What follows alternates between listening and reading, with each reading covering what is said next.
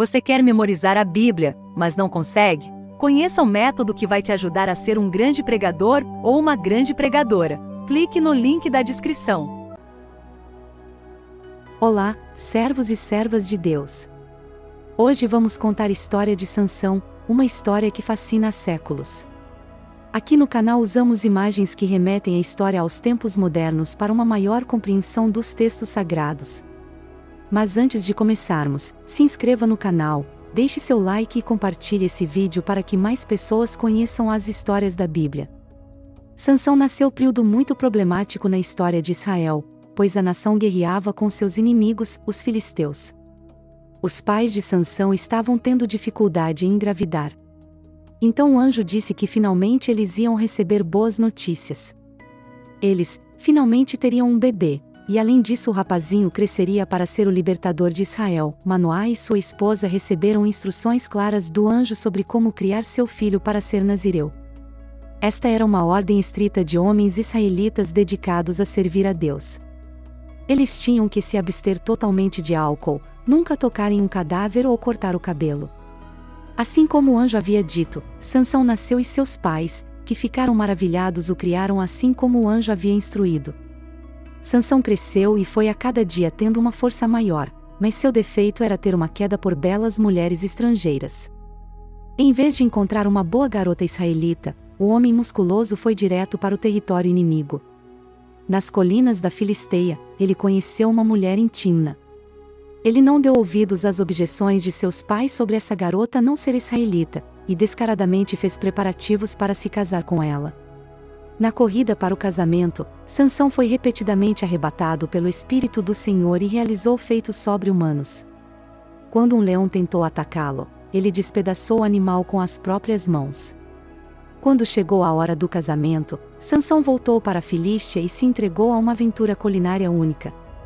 Ele descobriu a carcaça de um leão dentro da qual um enxame de abelhas havia montado acampamento. Sansão se serviu de um pouco de mel direto do favo de mel e compartilhou algumas das coisas boas com seus pais.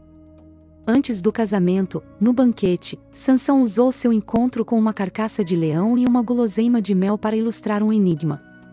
Ele testou o enigma com seus 30 padrinhos. Havia grandes riscos envolvidos. Se não conseguissem resolver o enigma, teriam que dar a Sansão 30 peças de linho e roupas. Por outro lado, se descobrissem a resposta, Sansão teria que dar-lhes o mesmo prêmio. A pista enigmática de Sansão, baseada diretamente no incidente do leão, foi assim: do comedor saiu algo para comer. Do forte saiu algo doce.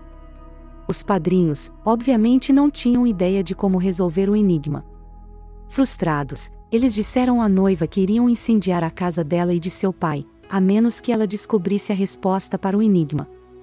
Sansão cedeu sob a pressão de sua noiva, que estava apavorada. Ele deu a ela a resposta e imediatamente ela foi e disse aos padrinhos, deixando Sansão com o fardo de encontrar 30 peças de roupa.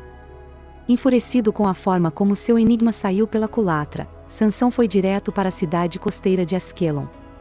Ali ele sozinho matou 30 filisteus e levou suas roupas. Ele, então, voltou para apresentar aos seus padrinhos a sua recompensa. Mas notícias continuaram a se acumular. No entanto, quando Sansão descobriu que seu sogro havia se aproveitado da ausência de Sansão dando sua noiva em casamento a um dos padrinhos, ele nem mesmo permitiu que Sansão a visse, mas ofereceu sua irmã mais nova em casamento. Sansão recusou. Ainda mais enfurecido com esta última reviravolta dos acontecimentos, decidiu se vingar dos filisteus. Sansão desabafou sua fúria contra os filisteus pegando 300 raposas. Ele então as amarrou aos pares pelas caudas, prendeu tochas acesas nelas e soltou as raposas frenéticas nos campos de grãos e olivais dos filisteus. Os campos foram incendiados rapidamente, o que prejudicou de forma absurda os filisteus. Enfurecidos, os donos das plantações viraram-se contra a ex-noiva de Sansão e seu pai, queimando-os até a morte.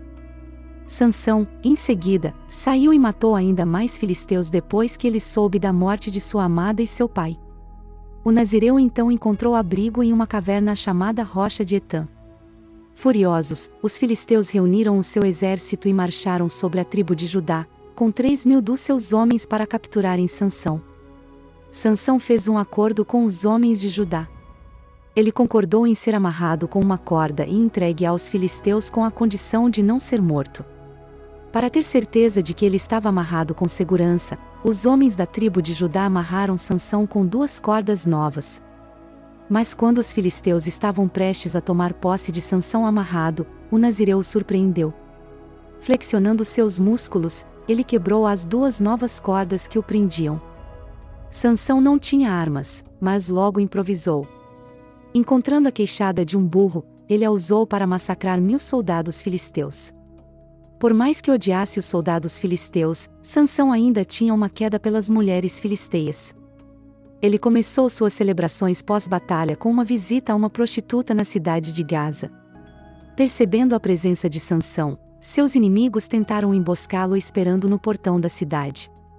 O tiro saiu pela culatra quando Sansão simplesmente levantou o portão e o carregou até uma colina distante. Outra bela mulher filisteia, Dalila, logo entrou em cena e Sansão se apaixonou por ela. Com isso, seus inimigos perceberam outra oportunidade. Eles subornaram Dalila para persuadir Sansão a compartilhar o segredo de sua força. Dalila encantou Sansão até que ele confessou que amarrá-lo com cordas de arco novas o tornaria impotente. Uma noite, enquanto Sansão dormia, Dalila o amarrou com cordas de arco, mas assim que ele acordou, Sansão se libertou facilmente. Sansão então disse a Dalila que novas cordas eram a resposta. Mas isso também não funcionou. Dalila continuou tentando encontrar o segredo para sua força, mas Sansão persistiu em enganá-la. Ele então disse a Dalila que se seu cabelo fosse tecido em um tear, sua força o abandonaria. Com certeza, enquanto ele dormia, ela teceu seu cabelo em um tear, mas, assim que Sansão acordou, ele se libertou e destruiu o tear. Dalila continuava a irritá-lo, dia a dia desgastando Sansão. Até que finalmente, ele perdeu sua determinação e a verdade veio à tona. Sansão confidenciou que, como nazireu, uma navalha nunca havia tocado sua cabeça, mas se ele cortasse o cabelo, perderia toda a força. E assim foi, enquanto Sansão dormia, lhe cortaram o cabelo. Quando Sansão acordou, ele se viu impotente para enfrentar seus inimigos quando eles vieram atrás dele.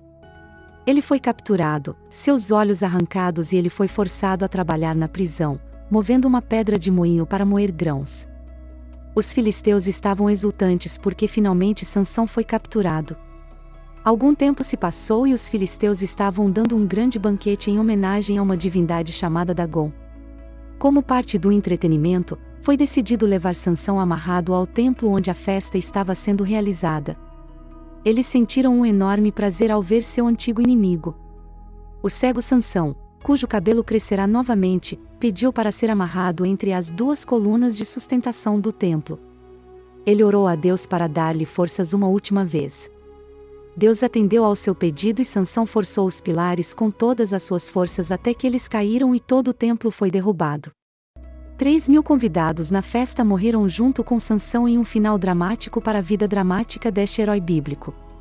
Certamente parece que Sansão se entregou a muitos atos horríveis, embora tenha vivido durante um período violento na história da Terra.